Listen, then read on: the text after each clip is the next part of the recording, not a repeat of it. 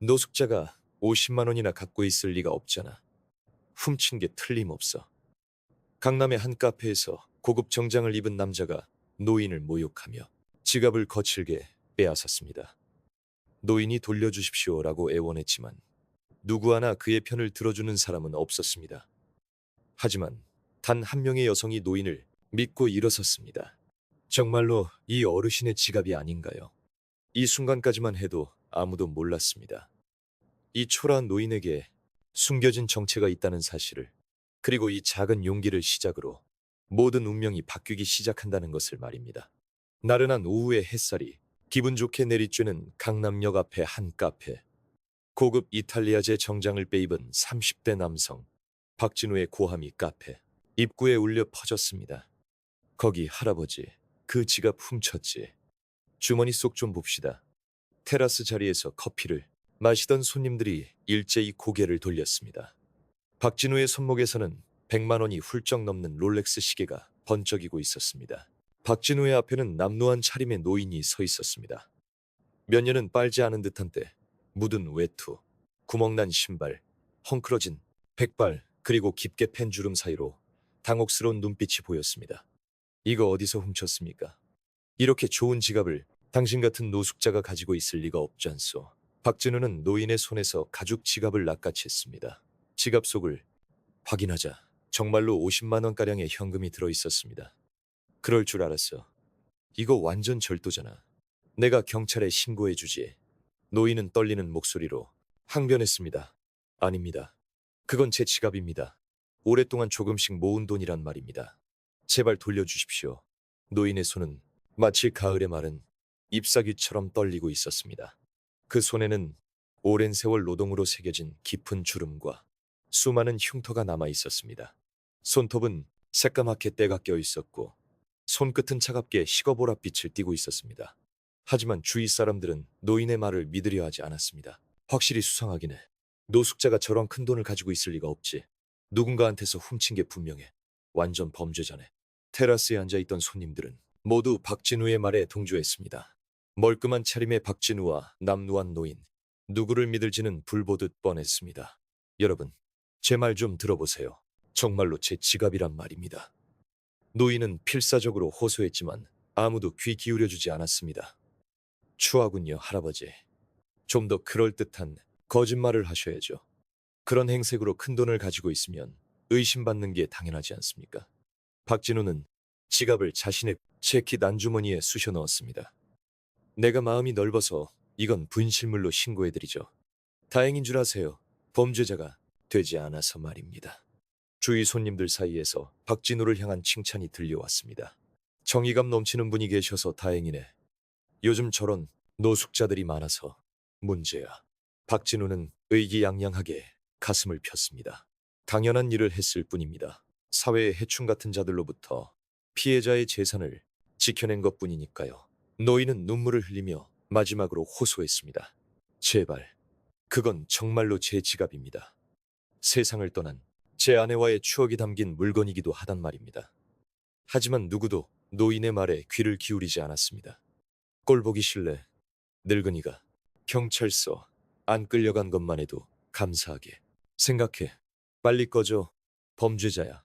가시도 친 말들이 노인에게 쏟아졌습니다. 그런 와중에 테라스 한쪽 구석에서 한 여성이 이 모든 광경을 복잡한 표정으로 지켜보고 있었습니다. 27살의 최유나였습니다. 차분한 색상의 정장을 입고 작은 가방을 어깨에 메고 있었습니다. 결코 비싼 옷차림은 아니었지만 단정하고 성실해 보이는 인상을 주었습니다. 머리는 어깨까지 오는 길이로 단아하게 묶여 있었고 옅은 화장에도 품이 있는 이목구비가 돋보였습니다. 저기요, 정말로 이 어르신의 지갑이 아닌가요? 최유나의 조심스러우면서도 단호한 목소리가 소란 속으로 울려 퍼졌습니다. 테라스 자리에서 일어선 그녀는 천천히 박진우와 노인 사이로 다가갔습니다. 그 순간 주위의 공기가 달라졌습니다. 모두가 최유나를 돌아보았고 그들 대부분은 불쾌한 표정을 짓고 있었습니다. 지금 무슨 소리를 하는 거요, 아가씨? 이 노인 딱 봐도 수상하잖아. 노숙자 편이라도 들겠다는 거야? 주위에서 최유나를 향한 비난의 목소리가 터져나왔습니다. 카토는 뒤를 돌아보았습니다. 그 순간 그의 얼굴에는 노골적인 경멸감이 서렸습니다. 마리나의 수수한 옷차림을 힐끗 보더니 멸시하는 듯한 표정을 지어 보였습니다. 당신이 상관할 일이 아니야. 이건 명백한 절도 사건이라고. 이런 노숙자가 어떻게 현금으로 50만 원이나 가지고 있겠어? 상식적으로 생각 좀 해보라고. 가토는 자신의 양복 소매를 자랑스럽게 쓸어내렸습니다. 나처럼 멀쩡한 사람이 이런 사회의 해충 같은 놈들한테서 훔친 물건을 되찾아주는 거라고. 오히려 고마워해야 할 판이지. 주위 손님들도 저마다 가토의 말에 동조했습니다. 맞아, 맞아. 저분 말씀이 다 맞아요. 아가씨, 저런 노숙자한테 속으면 안 돼요. 마리나는 주위의 차가운 시선을 느끼면서도 노인을 바라보았습니다.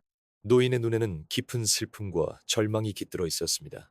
하지만 만약 정말 이 어르신의 지갑이라면 마리나의 말에 가토는 짜증을 감추지 못했습니다. 그러니까 그럴 리가 없다고 몇 번을 말해.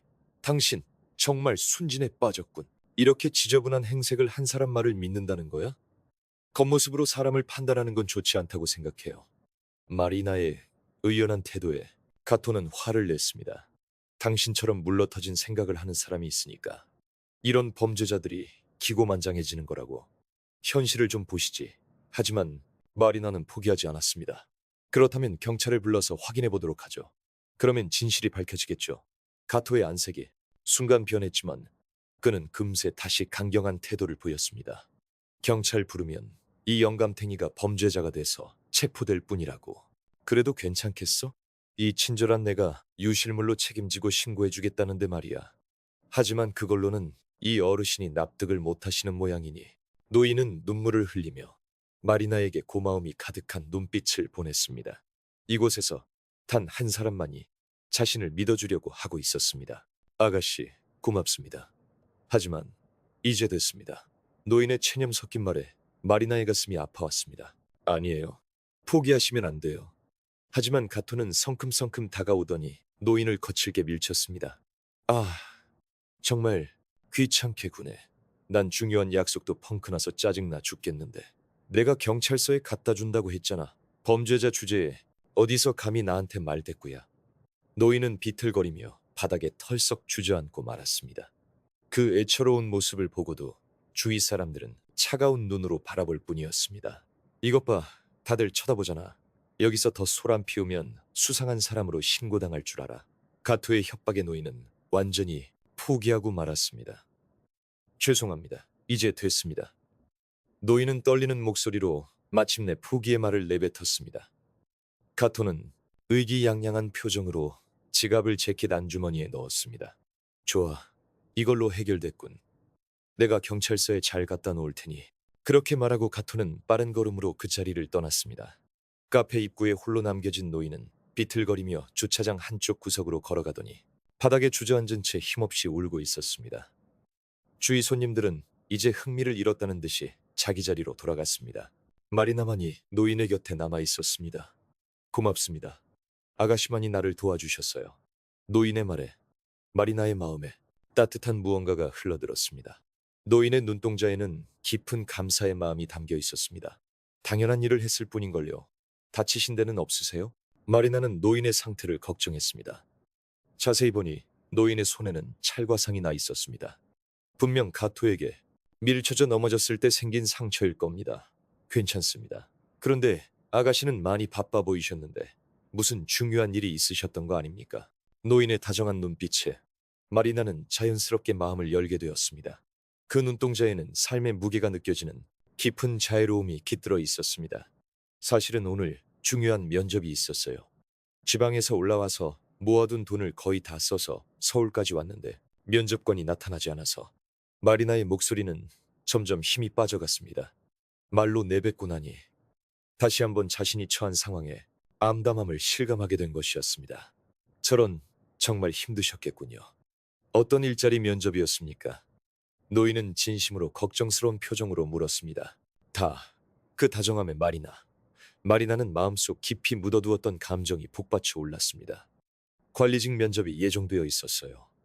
저희 아버지가 사고로 휠체어를 타게 되신 후로 제가 아르바이트를 3개씩 하면서 생계를 꾸려왔거든요. 마리나의 목소리는 떨리고 있었습니다. 피로와 절망감에 눈물이 쏟아질 것만 같았습니다. 이 일자리를 구하면 아버지께 더 좋은 치료를 받게 해드릴 수 있을 거라고 생각했는데 재활 전문 병원에도 모실 수 있을 거라고요. 노인은 조용히 고개를 끄덕였습니다. 그 표정에는 깊은 이해와 공감이 담겨 있었습니다. 아버지를 생각하는 마음이 깊은 참 다정한 따님이시군요. 분명 아버님께서도 당신을 자랑스러워하실 겁니다. 그럴까요? 그랬으면 좋겠지만 다정하기만 해서는 늘 잘 풀리지가 않더라고요. 오늘도 저는 면접 보기로 한 회사 사람에게 속은 건지도 몰라요. 자조적으로 웃는 마리나의 얼굴을 보며 노인은 몹시 안타까운 표정으로 그저 곁에 있어줄 뿐이었습니다. 제가 면접을 보려고 아르바이트로 모은 돈을 거의 다 써서 서울까지 왔거든요. 그런데 1시간이나 기다렸는데도 담당자는 나타나지 않았어요. 마리나는 지친 기색이 역력한 얼굴로 어젯밤부터 있었던 일들을 되짚었습니다. 심야 버스를 타고 공항까지 갔던 일, 비행기 안에서도 내내 면접 연습을 했던 일, 그리고 약속 장소였던 카페에서 1시간 동안 기다리며 느꼈던 절망감까지 노인은 깊이 고개를 끄덕였습니다. 마음고생이 심했겠군요. 하지만 그런 상황 속에서도 저를 도와주신 당신은 훌륭한 분입니다. 당신의 아버님 또한 분명 훌륭한 분이시겠죠. 저희 아버지는 작은 공장을 운영하셨어요. 말이나 사람을 돕는 데는 이유가 필요 없단다. 어려운 사람이 보이면 망설이지 말고 손을 내밀어 주렴이라고 항상 말씀해 주셨죠. 마리나의 눈에 눈물이 고였습니다. 아버지의 말씀을 떠올릴 때마다 취업에 실패했다는 사실이 뼈저리게 느껴져 가슴이 아파왔습니다. 하지만 아버지가 교통사고로 휠체어를 타게 되신 후 공장도 문을 닫게 되었고 직원분들께도 너무 죄송해서 마리나의 목소리는 눈물로 떨리고 있었습니다. 아버지는 자책하고 계세요. 마리나를 고생시키는구나. 다 내가 못난 탓이다라면서요. 하지만 그건 사실이 아니에요. 아버지는 제게 세상에서 가장 훌륭한 분인걸요. 노인은 다정한 눈빛으로 마리나를 바라보았습니다. 그 눈동자에는 깊은 이해와 공감이 담겨 있었습니다. 아버님의 가르침은 옳습니다. 제 아내도 살아있을 때 똑같은 말을 하곤 했지요. 노인의 표정이 문득 먼 곳을 바라보는 듯 무언가를 그리워하는 얼굴로 바뀌었습니다. 제 아내의 이름은 하나코였습니다. 무척 다정한 사람이었죠. 제가 젊었을 때 일에만 빠져 가정을 돌보지 않았을 때도 단 한 번의 불평 없이 저를 지지해 주었습니다. 노인의 목소리에는 깊은 애정과 후회가 섞여 있었습니다. 그리고 말년에는 복지관에서 봉사활동을 했어요. 휠체어를 타신 분들의 말동무가 되어드리거나 식사를 돕기도 하면서요. 노인은 지갑을 열어 낡은 사진 한 장을 보여주었습니다.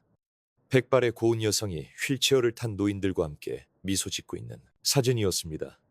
사진의 가장자리는 빛이 발해 오랫동안 소중히 간직해왔음을 알 수 있었습니다. 이 사진은 아내가 세상을 떠나기 일주일 전에 찍은 겁니다. 병으로 몸이 좋지 않았는데도 마지막까지 그 복지시설에 계속 나갔었죠. 노인의 손끝이 사진 속 아내의 얼굴을 부드럽게 쓰다듬었습니다. 아내가 죽기 전에 제게 말했어요. 내가 없더라도 어려운 사람들을 계속 도와줘요. 그게 우리가 살아가는 의미예요라고요. 마리나는 깊은 감동을 받았습니다. 노인의 깊은 사랑과 세상을 떠난 아내를 향한 마음에 가슴이 뜨거워졌습니다. 그래서 오늘 그 돈을 아내의 이름으로 복지시설에 기부하려고 했던 겁니다. 아내의 일축이라서 아내 몫까지 누군가에게 도움이 되고 싶었거든요. 노인의 눈가에는 눈물이 옅게 고여 있었습니다. 그렇다면 역시 지금이라도 경찰을 부르는 게 고맙습니다. 그 마음만으로도 충분해요. 하지만 가만히 있을 수가 없어요. 마리나의 모습에 노인은 온화한 미소를 지으며 말했습니다. 당신의 아버님은 분명 훌륭한 분이실 겁니다. 이렇게 마음씨 고운 따님을 키워내셨으니까요. 노인의 말에 마리나의 마음이 차분해졌습니다. 노인의 표정을 보고 한숨 돌린 마리나는 가슴 깊은 곳에서부터 무언가에 이끌리는 듯한 감정이 솟아나는 것을 느꼈습니다. 솟아오르는 감정을 느꼈습니다. 이걸로는 턱없이 부족하겠지만 망설이던 마리나는 가방에서 지갑을 꺼내 안에 있던 10,000원짜리 지폐를 꺼냈습니다. 전부 5장이었습니다. 손이 조금 떨리고 있었습니다. 이걸 써주세요. 마리나는 떨리는 손으로 노인에게 현금을 내밀었습니다. 어르신께서 모으신 돈에는 부족하지만 조금이라도 사모님 명의의 기부금에 보태주세요. 노인은 놀라 눈을 동그랗게 떴습니다. 아니, 이걸 어떻게 받습니까? 아가씨의 소중한 돈이지 않습니까? 괜찮습니다. 집에 돌아갈 차비는 있으니까요. 마리나의 눈에는 결의의 찬 빛이 서려 있었습니다. 분명 저희 아버지도 이렇게 하라고 하셨을 거예요. 그리고 사모님처럼 훌륭한 분을 위해서라면 분명 의미 있는 일이라고 생각해요. 노인은 깊이 감동했습니다. 눈앞의 젊은 여성의 순수한 마음에 가슴이 뜨거워졌습니다. 정말 괜찮겠습니까? 네, 사모님께서도 분명 기뻐하실 거예요. 노인은 마리나의 얼굴을 한참 바라보다가 조용히 그 돈을 받아들었습니다. 그 손바닥을 통해 마리나의 온기가 전해지는 듯 했습니다. 고맙습니다. 아가씨 같은 분을 만나서 제 아내도 하늘에서 기뻐하고 있을 겁니다. 두 사람은 조용히 마주보며 미소 지었습니다. 주차장의 차가운 연석 위로 저녁 노을이 비치고 있었습니다. 그날 저녁, 마리나는 명동의 작은 비즈니스 호텔 비좁은 방 안에 있었습니다. 시계를 보니 오후 5시가 조금 넘은 시간이었습니다. 두 평 남짓한 방에는 간소한 침대와 작은 테이블이 전부였습니다. 저녁을 어떻게 할지 고민하며 마리나는 지갑 속을 확인했습니다. 남은 돈은 고작 3,000원. 배는 고팠지만 남은 현금을 생각하면 외식은 꿈도 꿀 수 없었습니다. 나 정말 바보 같은 짓을 했구나. 마리나는 깊은 한숨을 내쉬며 무릎을 끌어안았습니다. 냉혹한 현실의 무게가 그녀를 짓눌렀습니다. 5만 원만 있었어도 아버지 약값에 보탤 수 있었을 텐데, 재활치료 횟수를 늘려드릴 수도 있었을 텐데. 반듯하게 정돈된 침대 시트가 유난히 차갑게 느껴졌고 외로움이 그녀의 마음을 파고들었습니다. 왜 난 항상 이 모양일까? 면접도 못 보다니 정말 최악이야. 하지만 동시에 마음 한구석에서는 오늘 행동이 옳았다는 생각도 들었습니다. 노인의 감사하던 눈빛, 돌아가신 아내를 향한 사랑, 그것들을 떠올리면 가슴이 저며오는 듯 했습니다. 그럼에도 마리나는 심호흡을 한 뒤 스마트폰을 들어 집 전화번호를 눌렀습니다. 통화 연결음이 3번 울린 뒤 그리운 아버지의 목소리가 들려왔습니다. 여보세요, 마리나니? 아빠, 저 정말 바보 같은 짓을 했어요. 마리나의 목소리는 가늘게 떨리고 있었습니다. 무슨 일 있었니? 면접은 어떻게 됐고? 걱정스러운 아버지의 목소리에 마리나의 눈시울이 붉어졌습니다. 면접은 상대방이 안 와서 취소됐어요. 그러다 곤란한 분을 만나서 돈을 들여버렸어요. 5만 원 전부요. 마리나는 오늘 있었던 일을 아버지에게 자세히 이야기했습니다. 소매치기 사건과 노인과의 만남, 돌아가신 그의 아내 이야기, 그리고 5만 원을 기부하게 된 것까지 아버지는 조용히 듣고 있었습니다. 이따금 그랬구나 하고 맞장구를 치며 딸의 이야기에 귀를 기울였습니다. 면접이 취소됐으니까 내일 이틀째 연수도 없을 것 같아요. 내일 저녁에 집으로 돌아갈게요. 정말 죄송해요. 마리나의 목소리는 점점 기어들어갔습니다. 아버지는 잠시 침묵하다가 천천히 입을 열었습니다. 마리나, 네가 한 일이 옳다고 생각하니? 네, 그런 것 같아요. 그렇다면 후회할 것 없다. 아버지의 목소리는 언제나처럼 다정하면서도 힘이 있었습니다. 아빠가 너 어릴 때 자주 말했잖니. 옳은 일을 하면 반드시 좋은 일이 되어 돌아온다고. 이 아빠가 보장한다. 아버지의 말에 마리나의 마음은 한결 가벼워졌습니다. 하지만 현실적인 불안감까지 사라지진 않았습니다. 그래도 아빠, 항상 집만 되는 것 같아 죄송해요. 하지만 돈보다 더 소중한 게 있단다. 그건 사람으로서의 마음이야. 네가 오늘 한 일을 아빠는 자랑스럽게 생각한다. 전화기 너머로 아버지가 휠체어를 움직이는 소리가 들렸습니다. 아마 부엌에서 차를 끓이시는 모양이었습니다. 아버지의 일상적인 소리가 마리나의 마음을 차분하게 가라앉혔습니다. 아빠, 저 정말 옳은 일을 한 걸까요? 그럼 공경에 처한 사람을 그냥 지나치지 않는 것, 그게 바로 너다운 거야. 엄마도 하늘나라에서 기뻐하고 계실 거야. 어머니 이야기가 나오자 마리나의 가슴이 찡하게 아파왔습니다. 어머니는 5년 전 병으로 세상을 떠났습니다. 마지막까지 다른 사람에게 다정하고 가족을 끝없이 사랑했던 분이셨습니다. 엄마라면 뭐라고 하셨을까? 마리나, 넌 옳은 일을 한 거야. 정말 자랑스럽다. 라고 하셨을 거야. 틀림없어. 아버지의 목소리에는 확신이 담겨 있었습니다. 전화를 끊은 뒤 마리나는 창가에 섰습니다. 도시의 풍경이 반짝반짝 빛나 보였습니다.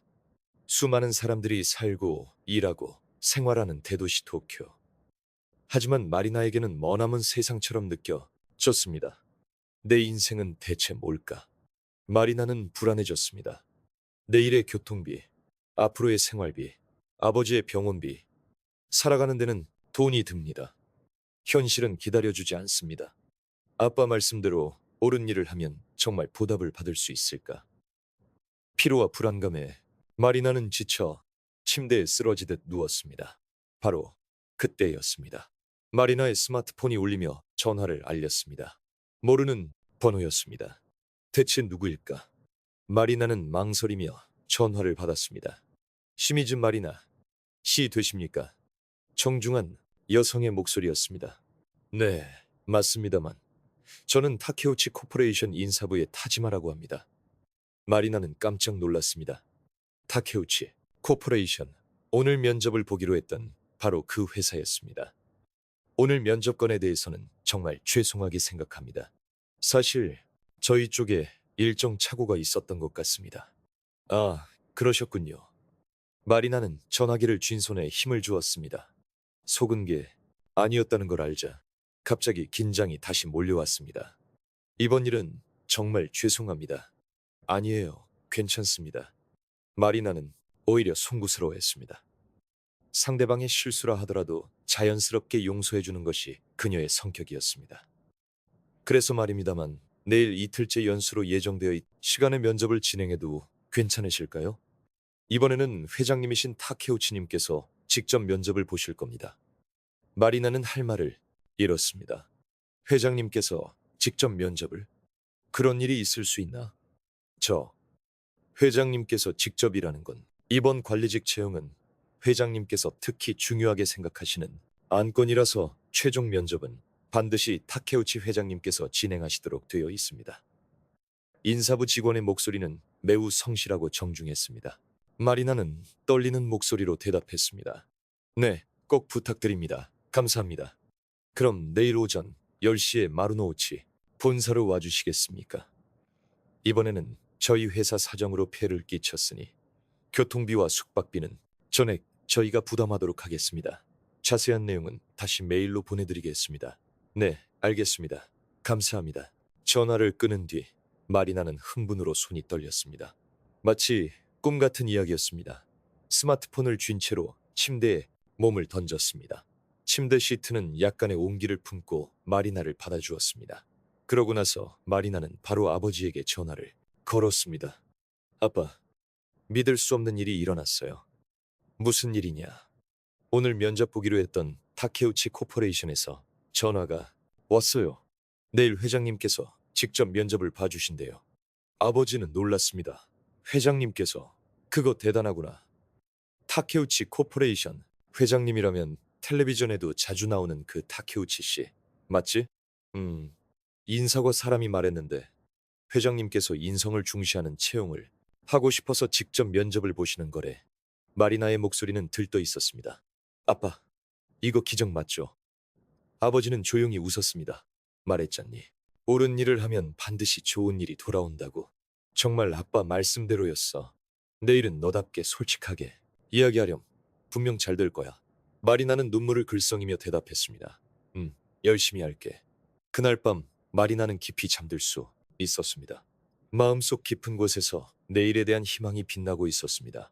다음 날 아침 마리나는 일찍 일어났습니다. 호텔의 작은 세면대에서 얼굴을 씻고 거울에 비친 자신의 얼굴을 바라보았습니다.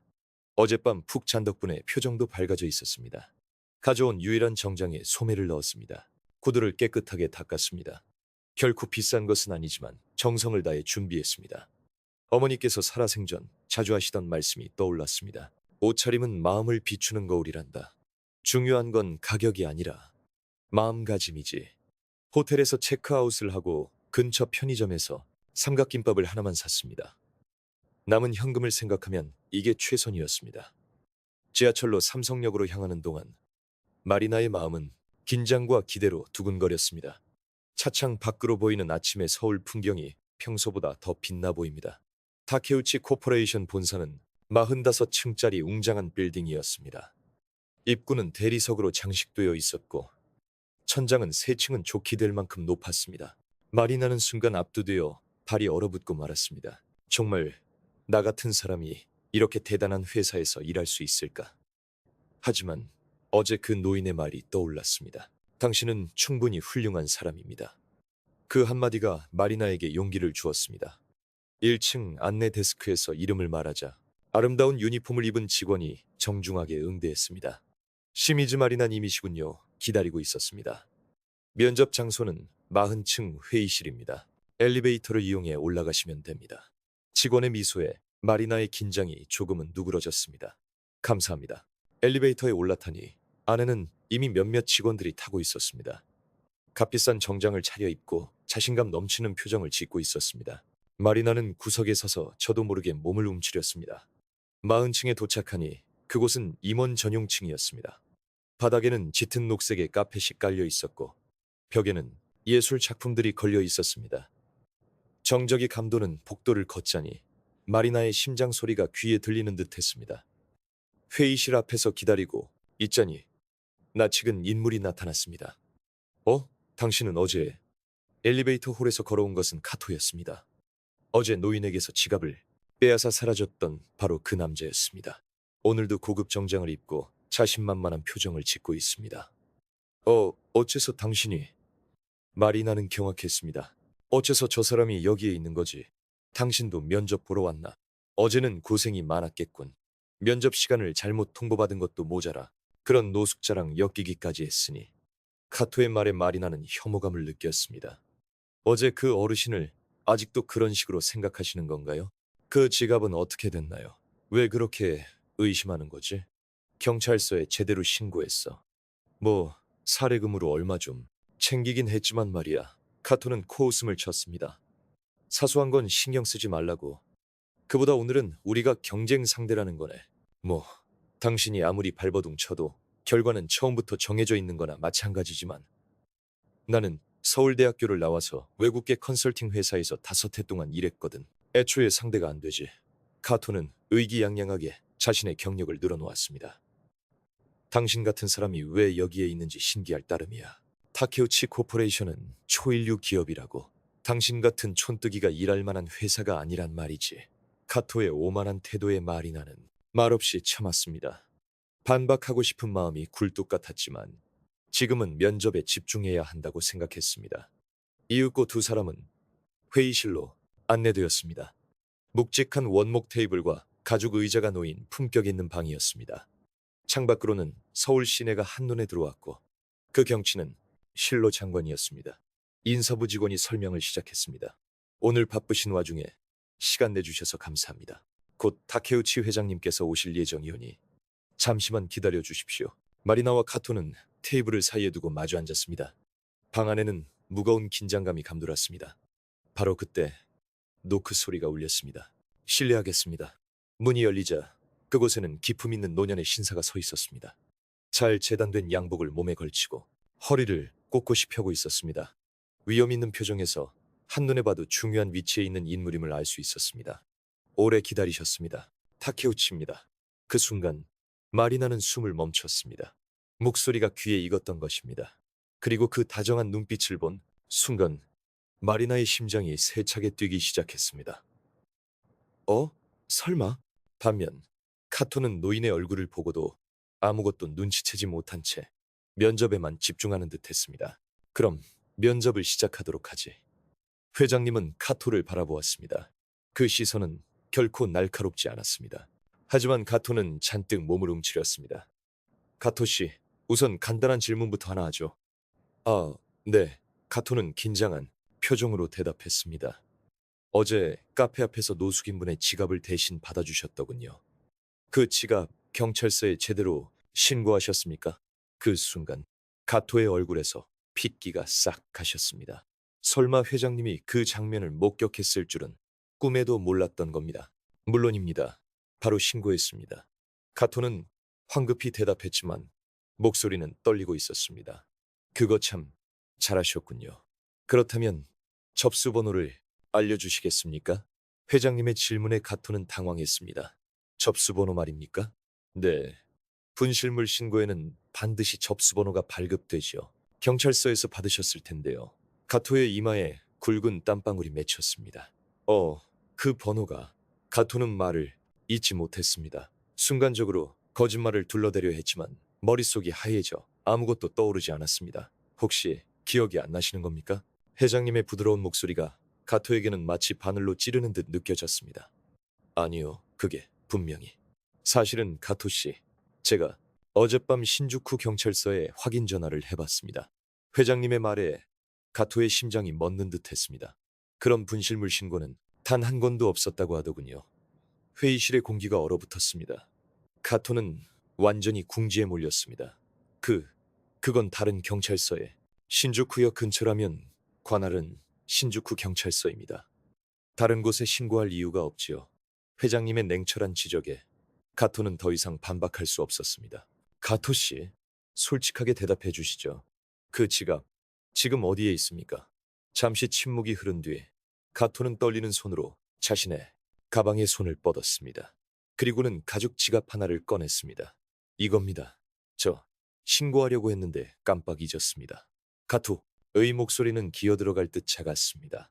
회장님은 그런 가토의 모습을 빤히 쳐다보며 조용히 말했습니다. 그렇습니까? 그럼 내용물을 확인해 볼까요? 회장님이 지갑을 확인하자 안에는 45만 엔이 들어있었습니다. 어제 그분께서는 50만 엔이 들어있다고 하셨는데 가토의 얼굴이 새파랗게 질렸습니다. 5만 엔은 어디에 있습니까? 회장님이 강한 어조로 추궁하자 가토는 폭포수처럼 땀을 흘리며 말을 막아섰습니다. 잠깐만요. 어떻게 회장님께서 그런 노숙인에 대해 그렇게 자세히 알고 계시는 겁니까? 그보다 이 질문이 면접과 무슨 상관이 있는 겁니까? 속사포처럼 쏘아붙이는 가토에게 회장님은 여유롭게 대답했습니다. 네, 아주 큰 관계가 있습니다. 그 말을 듣는 순간 마리나는 확신했습니다. 행색은 전혀 다르지만 저 목소리, 표정 틀림없습니다. 어제 만났던 그 노숙인이야말로 바로 이 자리에 있는 다케우치 코퍼레이션의 회장님이었던 겁니다. 옆을 보니 가토는 안색이 새하얗게 질려 있었습니다. 어제의 일이 눈앞에 생생하게 되살아난 것입니다. 설마. 가토의 목소리가 떨렸습니다. 다케우치 회장님은 가볍게 고개를 숙인 뒤 빙그레 웃으며 말했습니다. 네, 어제 카페에서 뵈었지요. 두 분 다. 회장님의 목소리는 부드러웠지만 그 안에는 확고한 위험이 서려 있었습니다. 다케우치 회장님은 의자에 앉아 마리나와 가토를 번갈아 쳐다보았습니다. 그 눈빛은 어제의 초라한 노인과는 달리 날카로운 통찰력으로 가득 차 있었습니다.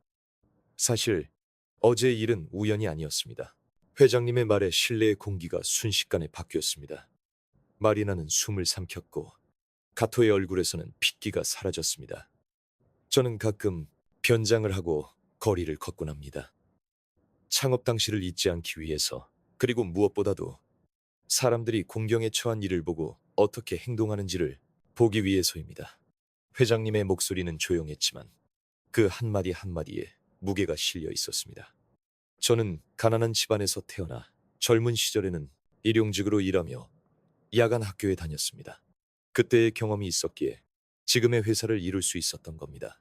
마리나는 회장님의 말에 깊은 감명을 받았습니다. 성공한 사람이면서도 초심을 잃지 않는 그 자세에 가슴이 뜨거워졌습니다. 이번 관리직 채용은 단순히 능력뿐만 아니라 인성을 중시하여 뽑고 싶었습니다. 그래서 이번 면접을 통해 여러분의 진짜 모습을 보고자 한 것입니다. 가지려고 했던 겁니다. 회장님은 카토를 쳐다봤습니다. 그 눈빛이 결코 매서운 것은 아니었지만 카토는 몸을 움츠렸습니다. 그래서 카토 씨, 5만엔은 어디에 있습니까? 그게 카토는 체념한 듯 자신의 지갑에서 5만엔을 꺼냈습니다. 죄송합니다. 카토의 자백에 회의실은 정적에 휩싸였습니다. 회장님이 작게 실망의 한숨을 내쉬었습니다. 카토 씨, 당신은 단순히 지갑을 돌려주지 않은 것만이 아닙니다. 약한 입장의 사람에게서 돈을 빼앗고 심지어 경찰에 신고했다고 거짓말까지 했습니다. 이것은 명백한 횡령죄입니다. 정말 죄송합니다. 카토는 고개를 숙였지만 회장님의 표정은 여전히 엄격했습니다. 그뿐만이 아니죠. 저를 노숙자라 부르며 모욕하고 더럽다고 말하며 무시했습니다. 그리고 50만 엔이라는 큰 돈을 가지고 있을 리가 없다고 단정지었죠. 회장님의 말은 사실을 담담히 이야기하는 것뿐이었지만 카토에게는 바늘로 찔리는 듯한 고통이었습니다. 게다가 그녀에게도 사람이 너무 좋다며 깔보는 듯한 발언을 했었죠. 바로 조금 전에도 상대가 안 되는 인류 기업에서 일할 만한 사람이 아니라고 말했습니다. 카토는 변명을 찾으려 했지만 말이 나오지 않았습니다. 모든 것이 사실이었기 때문입니다. 카토 씨, 당신의 학력이나 경력은 분명 훌륭합니다. 하지만 사람으로서 가장 중요한 윤리의식과 성실함이 결여되어 있습니다. 회장님은 자리에서 일어섰습니다. 이런 분에게 저희 회사의 중요한 직무를 맡길 수는 없습니다. 돌아가 주십시오. 회장님이 책상 아래의 버튼을 누르자 곧바로 문이 열리며 경비원이 들어왔습니다. 회장님, 부르셨습니까? 네. 이쪽에 카토 씨를 밖으로 안내해 주십시오. 그리고 횡령건에 대해서는 마땅한 조치를 검토하도록 하겠습니다. 회장님의 말에 카토는 완전히 넋이 나갔습니다. 앞으로 저희 회사에 출입하는 것을 금지하겠습니다. 그리고 이 사건은 다른 기업에도 정보가 공유될 수 있다는 점을 알려드립니다. 회장님에게 단호하게 말을 들은 카토는 떨리는 손을 꽉 쥐며 감정을 드러냈습니다. 당신들이 한 짓은 사기 아닙니까? 이건 함정이야. 노숙자 따위가 내 인생을 좌지우지하다니. 그럼에도 자존심 강한 카토는 끝까지 저항했습니다. 이건 부당해. 나한테는 변호사가 있어. 고소할 거야. 하지만 그 외침은 공허하게 울려 퍼질 뿐이었습니다. 경비원에게 끌려가다시피 하며 카토는 비참하게 회의실을 나갔습니다. 문이 닫히자 회의실에는 다시 정적이 찾아왔습니다. 마리나는 아직 현실을 받아들이지 못하고 있었습니다. 타케우치 회장님은 다시 의자에 앉아 마리나를 마주 보았습니다. 시미즈 마리나 씨, 다시 한번 말씀드립니다. 회장님의 목소리는 어제와 같은 다정한 톤으로 돌아와 있었습니다. 당신을 저희 회사 사회공헌사업부의 부장으로 정식 채용하겠습니다. 회장님은 확신에 차서 말했습니다. 사회공헌사업부는 바로 당신처럼 따뜻한 마음을 가진 사람이 필요한 부서입니다. 어려움에 처한 사람의 마음을 이해하고 순수한 선의로 행동할 수 있는 사람이 아니면 일할 수 없습니다. 마리나의 눈에 눈물이 고였습니다. 감사합니다. 최선을 다하겠습니다. 저희야말로 잘 부탁드립니다. 아, 그리고 깊이 고개를 숙이는 마리나를 제지하며 회장님은 책상 서랍에서 봉투를 꺼냈습니다. 실은 어제 당신이 주셨던 5만엔 그대로 돌려드릴 생각이었습니다. 하지만 당신의 마음을 헛되이 하고 싶지 않았습니다. 회장님은 봉투를 마리나에게 내밀었습니다. 50만 엔짜리 수표를 준비했습니다. 10배로 돌려드리는 겁니다. 이것은 채용 축하금이 아니라 당신의 순수한 마음에 대한 경의의 표시입니다. 하지만 마리나는 조용히 고개를 저었습니다. 회장님, 감사합니다. 하지만 이건 받을 수 없습니다. 저는 돈 때문에 행동한 것이 아닙니다. 그건 알고 있습니다. 그렇기에 당신이 더욱 훌륭한 겁니다. 회장님은 진심으로 미소 지었습니다. 제 아내가 살아 있었다면 분명 당신을 마음에 들어 했을 겁니다. 이분이야말로 우리가 찾던 사람이에요. 라고 말했을 거라고 생각합니다. 회장님은 창밖을 바라보며 말했습니다. 그 사람이 타인을 얼마나 배려할 수 있는지에 따라 모든 게 결정된다고 말했어. 마리나는 깊은 감동을 받았습니다. 어제 당신을 만나고 아내의 말이 옳았다는 걸 다시 한번 실감했습니다. 정말 감사했습니다. 저야말로 감사했습니다. 저도 많은 것을 배울 수 있었습니다. 햇살이 쏟아져 들어오는 회의실에서 마리나는 인생이 크게 바뀌는 순간을 조용히 음미하고 있었습니다. 그날 저녁 마리나는 본가에 전화를 걸었습니다. 아빠, 믿을 수 없는 일이 일어났어요. 전화기 너머로 아버지의 걱정스러운 목소리가 들려왔습니다. 무슨 일이냐? 면접은 잘 봤고. 마리나는 흥분하며 오늘 있었던 일을 아버지에게 이야기했습니다. 부장님께 채용된 겉과 노숙자라고 생각했던 어르신이 사실은 대기업 회장님이었다는 것을요. 아버지는 조용히 듣고 있었습니다. 그리고 마지막에 이렇게 말했습니다. 마리나, 네가 옳은 일을 했기 때문에 이렇게 보답을 받은 거란다. 아빠는 네가 정말 자랑스럽구나. 마리나는 확신에 차서 대답했습니다. 더는 망설임이 없었습니다. 아빠가 가르쳐 주셨기 때문이에요. 어려움에 처한 사람을 돕는 데에는 이유가 필요 없다고요. 그렇지. 그리고 이제는 네가 다른 사람들을 도울 차례구나. 네, 열심히 할게요. 아빠의 가르침을 잊지 않고 많은 사람들을 돕고 싶어요. 전화를 끊은 후 마리나는 창밖의 저녁 하늘을 올려다보았습니다. 주황빛으로 물든 구름이 마치 희망의 빛처럼 반짝이는 듯 보였습니다. 다음날 아침부터 마리나는 다케우치 코퍼레이션에서 일하기 시작했습니다. 사회공헌사업부는 노숙인 지원, 노인 복지, 장애인 고용 지원 등 다양한 프로젝트를 담당하는 부서였습니다. 마리나의 순수한 마음은 금세 부하 직원들의 마음을 사로잡았습니다. 그녀의 지도 아래 지난 1년간 300명의 노숙인들이 자립했고 500명의 어르신들이 지원을 받았으며 150명의 장애인 분들이 취업에 성공했습니다. 마리나의 행동은 주변 사람들에게도 영향을 미치고 있었습니다. 재단의 직원들 역시 마리나의 모습을 보며 어려움에 처한 사람에 대한 배려를 배우고 있습니다. 어려움에 처한 사람을 돕는 데에는 이유가 필요 없다. 그 말은 지금도 마리나의 마음속에서 빛나고 있습니다. 그리고 오늘도 도시 어딘가에서 작은 친절이 태어나고 있습니다. 지하철에서 자리를 양보하는 사람, 길을 잃은 사람에게 길을 알려주는 사람, 무거운 짐을 든 사람을 도와주는 사람. 그 친절은 많은 사람들의 마음에다 희망의 연쇄를 만들어내고 있습니다. 그리고 마리나는 아버지를 서울로 모셔와 지금은 서울에서 둘이 함께 살고 있습니다. 아버지의 재활은 순조롭게 진행되어 이제는 휠체어를 타고도 할 수 있는 가벼운 작업에 일자리를 구할 수 있었습니다. 일을 다니기 시작한 후로 아버지의 얼굴에 웃음이 늘어 마리나도 기쁘게 생각하고 있습니다. 휴일이 되면 아버지의 휠체어를 밀며 동네 공원까지 산책을 나가는 것이 두 사람의 일과였습니다. 벚꽃잎이 바람에 흩날리는 가운데 벤치에 앉아 평온한 시간을 보냅니다. 아빠, 우리 정말 행복하네요. 그럼 마리나, 네가 있어줘서 아빠는 세상에서 가장 행복한 아버지란다. 한 사람의 작은 선행이 마침내 큰 변화를 만들어낸다. 그것이 바로 인간 사회의 아름다움이겠지요. 사람은 혼자서는 살아 갈 수 없습니다. 하지만 서로를 배려하는 마음만 있다면 어떤 어려움도 이겨낼 수 있습니다. 마리나와 아버지가 함께 걷는 나날이 바로 그 증거일지도 모릅니다. 끝까지 시청해 주셔서 감사합니다.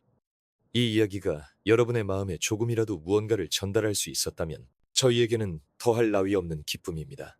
댓글로 여러분의 감상을 들려주세요. 앞으로도 마음에 남는 이야기를 전해드릴 테니 부디 채널 구독도 잘 부탁드립니다. 그럼 다음 영상에서 다시 뵙겠습니다.